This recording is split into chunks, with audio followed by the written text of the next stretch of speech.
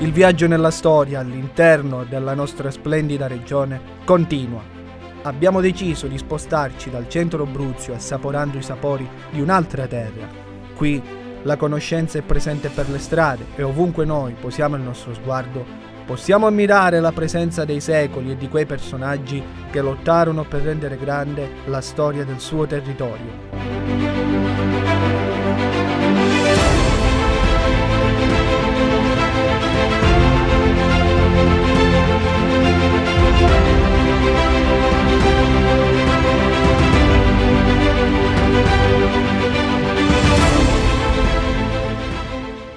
Noi, come sempre, abbiamo deciso di portare una buona parte di storia di questo importantissimo centro, raccontandovi dei suoi monumenti sacri, dei suoi edifici arroccati e dei suoi personaggi che hanno reso importante questo centro nella storia.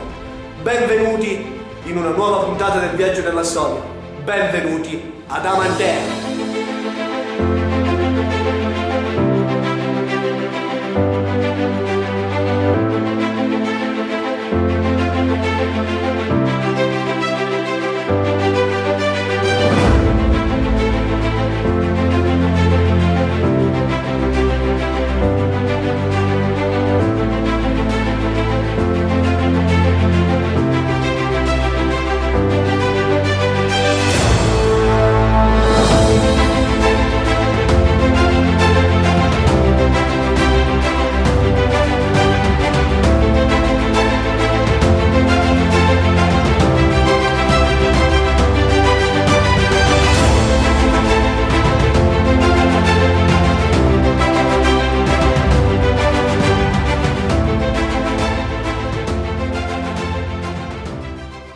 Prima di parlarvi dell'importantissimo palazzo delle Clarisse, ho deciso di accennarvi l'origine di questo antico centro, perché sì, Amantea è una terra piena di storia e di cultura, e devo cercare di riassumere il più possibile, muovendomi tra le varie supposizioni degli studiosi e la leggenda della città dimenticata, l'antica Temesa, certezza o inganno.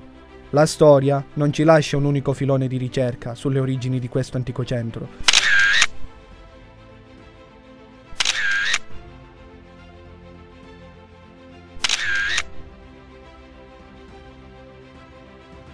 Nel corso degli anni questo antico territorio è stato identificato tra Campora San Giovanni e il territorio comunale di Serra d'Aiello.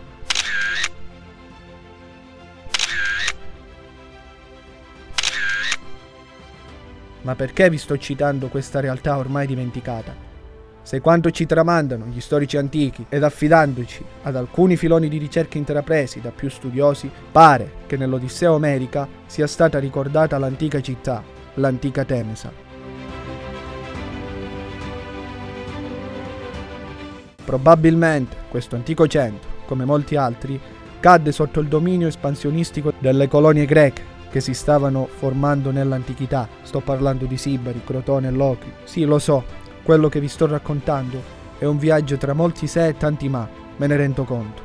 E abbiamo trovato giusto fermarci in questo antico centro proprio con l'intenzione di riportare alla luce la storia di questa antica città.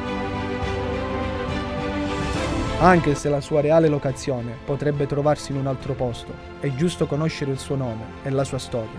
Proseguiamo. Arriviamo all'assedio del 1807. Non è facile riassumere in concetti un avvenimento bellico di quella portata. Basta pensare che gli attori principali di quell'assedio erano i francesi di Napoleone, che cercavano di conquistare ed estendere il loro dominio sulla nostra regione. Napoleonici contro la popolazione calabrese fedele al regno borbonico.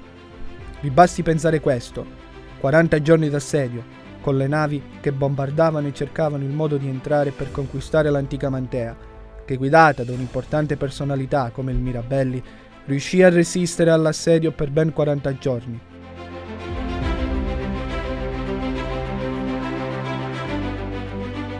Ebbene, ci spostiamo all'interno di Amantea, tra la storia e la leggenda, per trovarci qui, il Palazzo delle Clarisse. Professore, grazie per averci accolto. Intanto grazie a voi. Vi trovate all'interno del Palazzo delle Clarisse, che è l'antico convento delle Clarisse.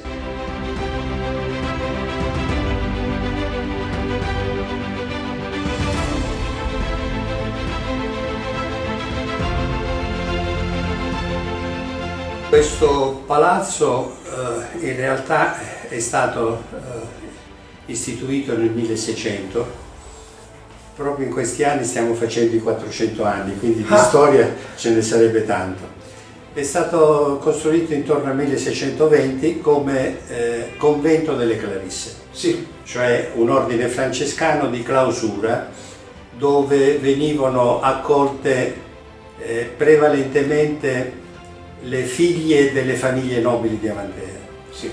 in quanto allora c'era la legge del maggiorazcato, che significa che il patrimonio andava al primo nato. Sì. E il problema delle figlie femmine era per le famiglie molto importante, perché o dovevano dotarle di una ricca dote oppure dovevano mandarle in convento. Sì. Allora, per fare una dote a una figlia nobile occorrevano 3.000 ducati, mentre per mandarla in convento occorrevano solo 300 ducati, perché anche per mandarla in convento occorreva fornire una dote. Per cui le famiglie, insomma, spingevano le figlie femmine a entrare in questo convento di clausura. All'epoca non c'era il convento, per cui fu costruito ad hoc dietro l'impulso del sindaco della diocesi di Tropea. Professore, consentitemi un attimo di interromperla. Nel mio approfondimento leggevo che il Palazzo delle Clarisse ha avuto più di una fase nell'arco cronologico della storia. Cioè, lei ha parlato ora dell'inizio, Sì. ma ha avuto pure una prima interruzione, se non erro. Beh, appunto, io sono arrivato soltanto alla prima fase. Sì. Nel 1806 che cosa succede? Arrivano i napoleonici, Sì. cioè le truppe di Napoleone che conquistano la Calabria e cingono di assedio a Mantea, un assedio molto famoso descritto in tutti i libri di storia. Come per tutti gli altri beni ecclesiastici, Napoleone espropriò il convento. Espropriò significa che lo annesse al demanio francese. Sì. Dopo, anche allora probabilmente avevano problemi di debito pubblico, il governo francese lo vendette a un privato, Sì.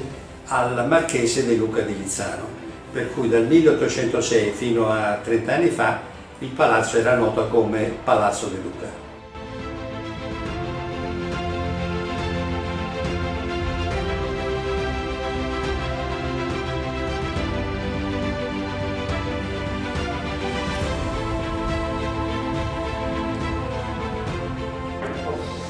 Professore, ci stava spiegando questa cappella, ci racconta un po' la storia. Dunque, la storia non è solo di questa cappella, ma di tutta quest'area, che era la vecchia chiesa del convento. Cioè, successivamente fu fatto questo scalone, quindi fu trasformata la chiesa in un atrio principesco.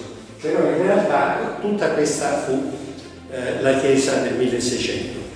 Successivamente, quando il marchese De Luca comprò il palazzo per fare la sua residenza nobiliare, la chiesa venne ridotta in questa piccola cappellina. Questo muro, che dovreste forse inquadrare, era stato murato, e nel restauro che io feci nell'87 cercai in tutti i modi di farvi vedere come era la chiesa del 600, quindi ho aperto tutte queste finestre che erano chiuse, ho fatto riaprire quella finestra di chiara epoca barocca, ho fatto restaurare l'arco santo, la volta, e quindi adesso chi entra sa di entrare in quella che era la vecchia chiesa. Ora ci tengo a mostrarvi un particolare, un importantissimo reperto archeologico che possiamo benissimo affermare come un documento dell'antichità. Ed eccoci giunti in un posto molto particolare sulla storia di Amantea, che ha molto da dirci sulla storia di Amantea. Venite. Guardate, cari amici telespettatori, sto parlando di una stele funeraria islamica. E sì, avete capito bene. Attraverso questo reperto possiamo rivivere la storia degli arabi qui ad Amantea. Ricordiamo che siamo in un arco cronologico tra il X e l'XI secolo d.C. Gli abitanti dell'antico centro bizantino di Nepezia, all'epoca così si chiamava il nucleo abitativo che risiedeva in questo territorio, cercarono di rifugiarsi sui monti che possiamo vedere. I temutissimi Saraceni, una volta conquistata l'antica Nepezia, sostituirono questo nome con Al-Mantia.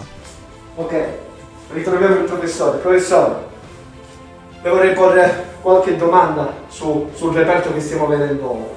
Cioè, noi ritroviamo una scritta araba su questo monumento, su questo pezzo di storia, cioè sarebbe come un documento che si spalanca davanti ai nostri occhi sulla storia dell'antica Nepezia.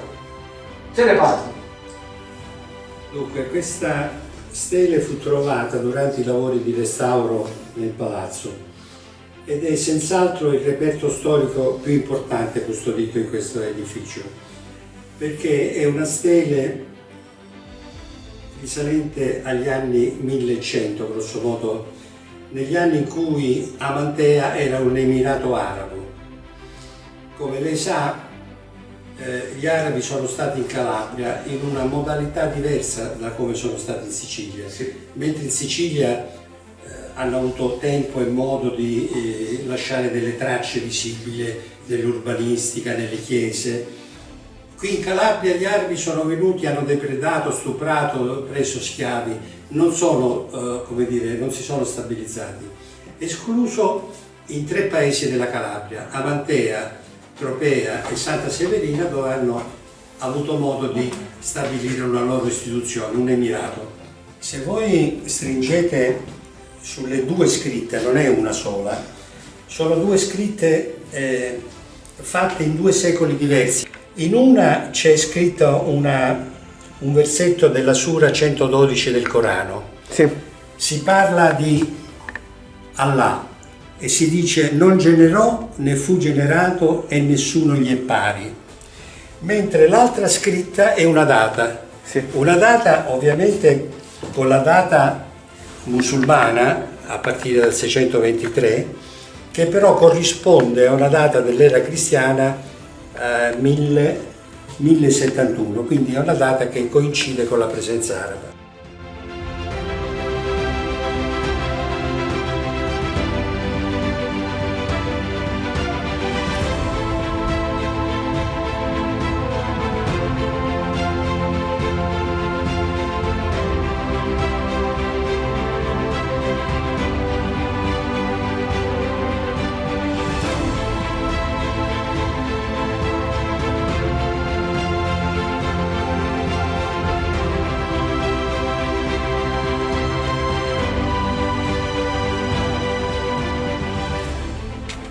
Continuiamo il nostro viaggio all'interno dei borghi più belli che abbiamo in Calabria.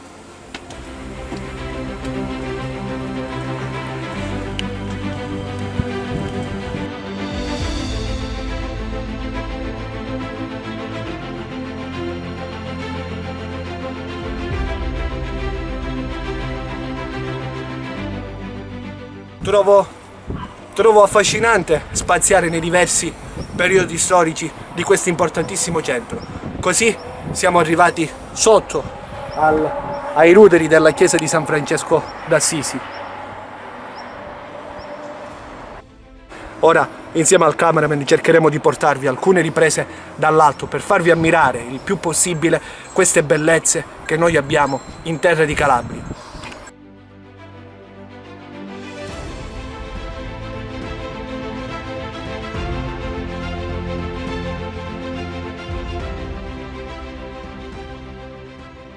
Su una delle usanze dei francescani del tempo era quella di venire nei posti abbandonati, nei centri di culto abbandonati e costruire le loro chiese e le loro realtà, per far capire che qui in origine vi era un monumento, un edificio di culto. Come testimonianza di questa prova abbiamo queste grotte. Dunque, su quest'area sacra, riassumendo in breve, vi era già probabilmente un edificio di culto appartenuto ai bizantini. E a testimonianza di ciò che dico, vi sono queste grotte sparse un po' ovunque nella nostra scalata, che rimandano alle grotte eremitiche, utilizzate proprio dai santi dell'Oriente per meditare ed avvolgersi nella preghiera.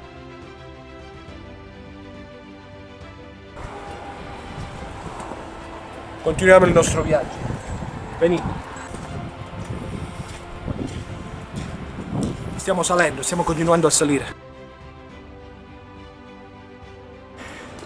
Tutto questo pare che fu edificato con la presenza del beato Pietro Catin, allievo di San Francesco d'Assisi. Ora cercheremo di portare alla vostra attenzione tutti i particolari che riusciamo a cogliere da questo bellissimo centro, anche attraverso le riprese aeree dell'operatore drone.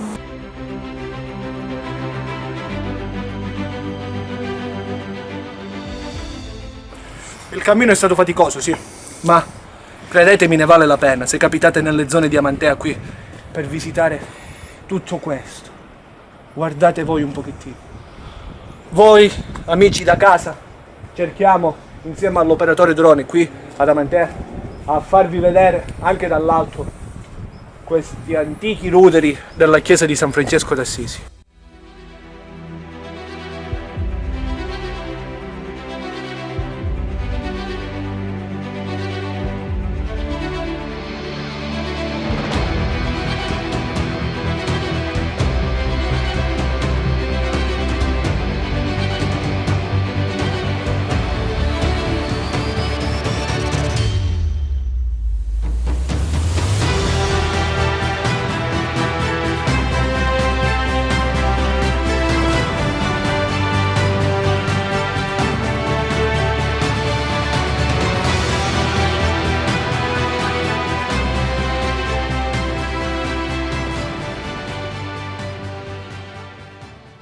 È interessante conoscere la fine di questo antico complesso. Pare dovuta all'assedio del 1807 di Amantea, ad opera dei francesi. Da quell'immensa lotta anche questo posto subì gravi danneggiamenti. Qui ogni pietra sembra raccontare una storia secolare, racchiusa all'interno di questo posto. Fai attenzione, operatore.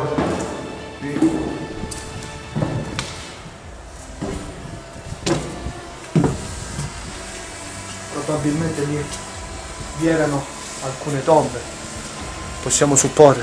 Guardate là, inquadriamo là.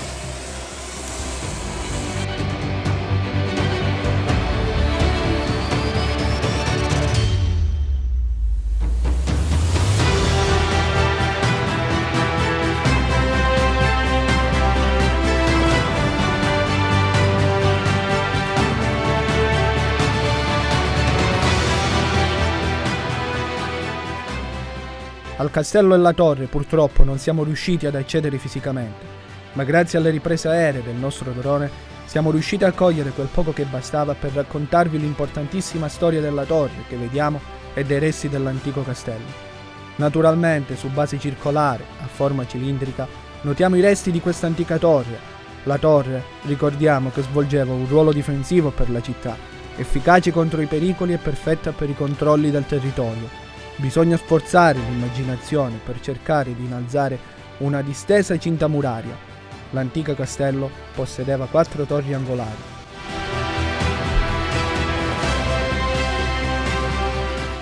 Io vi ringrazio per avermi seguito e vi do appuntamento al prossimo viaggio nella storia, sempre qui su Teleuropa Network.